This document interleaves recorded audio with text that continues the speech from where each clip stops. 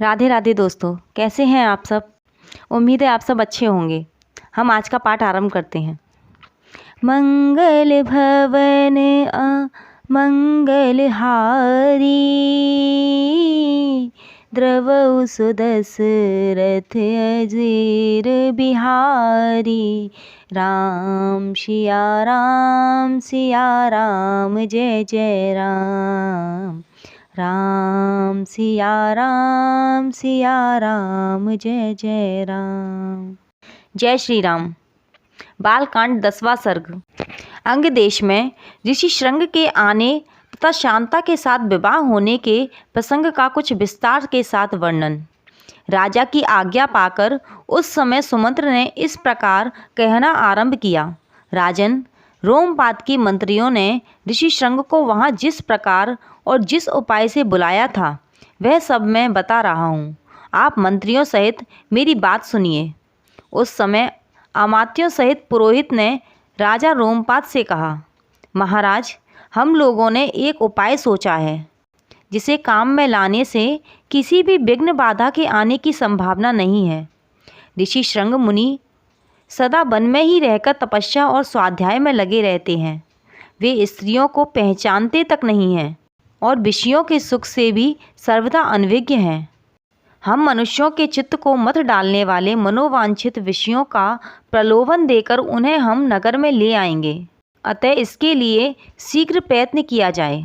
यदि सुंदर आभूषणों से विभूषित मनोहर रूप वाली वेश्याएं वहां जाएं, तो वे भांति भांति के उपायों से उन्हें लुभाकर इस नगर में ले आएंगी।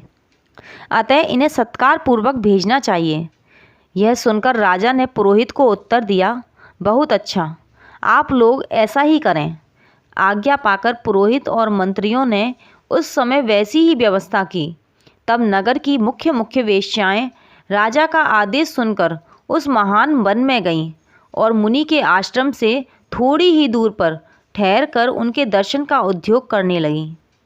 मुनि कुमार ऋषि श्रृंग बड़े ही धीर स्वभाव के थे। सदा आश्रम में ही रहा करते थे। उन्हें सर्वदा अपने पिता के पास रहने में ही अधिक सुख मिलता था। अतः वे कभी आश्रम के बाहर नहीं निकलते थे। उन तपस्वी ऋषि कुमार ने जन्म से लेकर उस समय तक पहले कभी ना तो कोई स्त्री देखी थी और ना पिता के सिवा दूसरे किसी पुरुष का ही दर्शन किया था। नगर या राष्ट्र के गांव में उत्पन्न हुए दूसरे प्राणियों को भी वे नहीं देख पाए थे। तदंतर एक दिन विवांडक कुमार ऋषि श्रृंग अकस्मात घूमते फिरते उस स्थान पर चले आए जहाँ वे वेश्याएं ठहरी हुई थी। वहाँ उन्होंने उन सुंदरी वनिताओं को देखा। उन प्रमदाओं का वेश बड़ा ही सुंदर और अद्भुत था। वे मीठे स्वर में गा रही थी।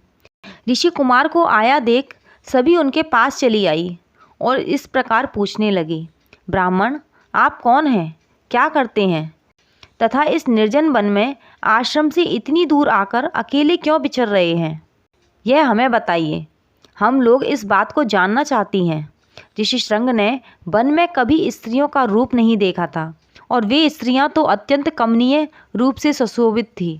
अतः उन्हें देखकर उनके मन में स्नेह उत्पन्न हो गया। इसलिए उन्होंने उनसे अपने पिता का परिचय देने का विचार किया। वे बोले, मेरे पिता का नाम विवांडक मुनि है। मैं उनका औरस पुत्र हूँ। मेरा ऋषि श्रृंग नाम और तपस्या आदि कर्म इस भूमंडल में प्रसिद्ध है। यहाँ पास ही मेरा आश्रम है। आप लोग देखने में परम सुंदर हैं अथवा आपका दर्शन मेरे लिए शुभकारक है। आप मेरे आश्रम पर चलें, वहाँ मैं आप सब लोगों की विधिवत पूजा करूँगा। ऋषि कुमार की यह बात सुनकर सब उनसे सहमत हो गईं। फिर वे सब सुंदरी स्त्रियाँ उनका आश्रम देखने के लिए वहाँ गईं। वहाँ जाने पर ऋषि कुमार ने, यह अर्घ्य है, यह पाद्य है और यह भोजन के लिए फल मूल प्रस्तुत है, ऐसा कहते हुए उन सब का विधिवत पूजन किया। ऋषि की पूजा स्वीकार करके वे सभी वहाँ से चली जाने को उत्सुक हुईं। उन्हें विवांडक मुनि का भय लग रहा था, इसलिए उन्होंने शीघ्र ही वहाँ से चली जाने का विचार किया। वे बोली, ब्राह्मण, हमारे पास भी ये उत्तम उत्तम फल हैं। विप्रवर, इन्हें ग्रहण कीजिए, आपका कल्याण हो। इन फलों को शीघ्र ही खा लीजिए, विलंब ना कीजिए। ऐसा कहकर उन सब ने हर्ष में भरकर ऋषि का आलिंगन किया और उन्हें खाने योग्य भांति भांति के उत्तम पदार्थ तथा बहुत सी मिठाइयाँ दी। उनका रसास्वादन करके उन तेजस्वी ऋषि ने समझा कि ये भी फल है, क्योंकि उस दिन के पहले उन्होंने कभी वैसे पदार्थ नहीं खाए थे। भला सदा वन में रहने वालों के लिए वैसी वस्तुओं के स्वाद लेने का अवसर ही कहाँ है।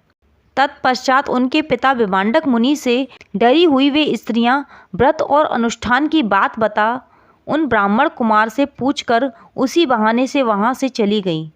उन सबके चले जाने पर काश्यप कुमार ब्राह्मण ऋषि श्रृंग मन ही मन व्याकुल हो उठे और बड़े दुख से इधर उधर टहलने लगे।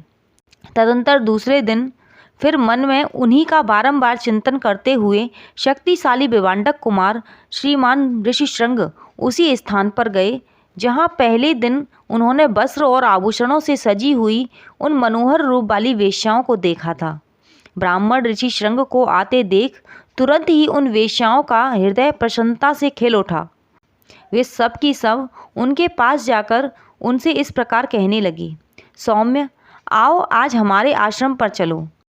यद्यपि यहाँ नाना प्रकार के फल मूल बहुत मिलते हैं, तथापि वहाँ भी निश्चय ही इन सब का विशेष रूप से प्रबंध हो सकता है।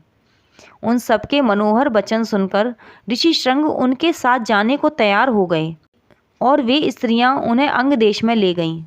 उन महात्मा ब्राह्मण के अंग देश में आते ही इंद्र ने संपूर्ण जगत को प्रसन्न करते हुए सहसा पानी वर्षाना आरंभ कर दिया। वर्षा से ही राजा को अनुमान हो गया कि वे तपस्वी ब्राह्मण कुमार आ गए। फिर बड़ी विनय के साथ राजा ने उनकी आगवानी की और पृथ्वी पर मस्तक टेककर उन्हें साष्टांग प्रणाम किया। फिर एकाग्रचित होकर उन्होंने ऋषि को अर्घ्य निवेदन किया तथा उन विप्र शिरोमणि से वरदान मांगा, भगवान, आप और आपके पिताजी का कृपा प्रसाद मुझे प्राप्त हो। ऐसा उन्होंने इसलिए किया कि कहीं कपट पूर्वक यहाँ तक लाए जाने का रहस्य जान लेने पर विप्रवर ऋषि श्रृंग अथवा विभांडक मुनि के मन में मेरे प्रति क्रोध ना हो। तत्पश्चात ऋषि श्रृंग को अंतःपुर में ले जाकर उन्होंने शांत चित्त से अपनी कन्या शांता का उनके साथ विधि पूर्वक विवाह कर दिया। ऐसा करके राजा को बड़ी प्रसन्नता हुई। इस प्रकार महातेजस्वी ऋषि श्रृंग राजा से पूजित हो संपूर्ण मनोवांछित भोग प्राप्त कर अपनी धर्म पत्नी शांता के साथ वहां रहने लगे। इस प्रकार श्री वाल्मीकि निर्मित आश रामायण आदि काव्य के बालकांड में 10वां सर्ग पूरा हुआ। मंगल भवन मंगल हारी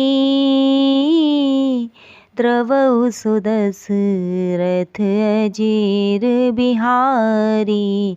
राम सिया राम जय जय राम। राम सिया राम जय जय राम। जय श्री राम। आज हम यहीं पर विश्राम लेते हैं। यदि आपको ये वीडियो अच्छी लगे तो लाइक एंड शेयर करें और चैनल को सब्सक्राइब करें। और एक महत्वपूर्ण बात, यदि आप वाल्मीकि रामायण कथा के पिछले वीडियो लाभ लेना चाहते हैं तो आपको वाल्मीकि रामायण की प्लेलिस्ट में सारी वीडियोस मिल जाएंगी, आप उनका लाभ भी उठा सकते हैं। धन्यवाद। राधे राधे।